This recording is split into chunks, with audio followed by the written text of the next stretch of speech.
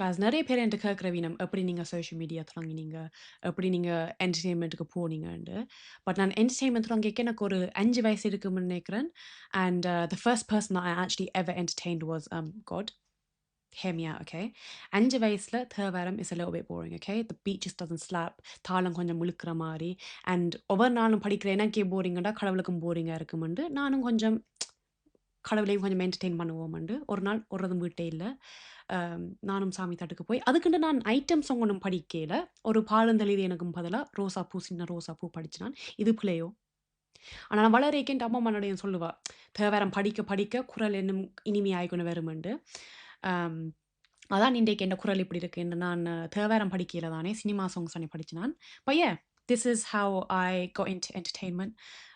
This is probably why I'm going to hell. And this is how I got my voice. But நீங்களும் இப்படி cinema பாட்டு படிச்சிருந்தீங்கன்னா, வாங்க நாங்க எல்லாரும் சேர்ந்து நரகத்துக்கு போய் ரோசா பூ சின்ன ரோசா பூ படிப்போம். ஓகே? See you there.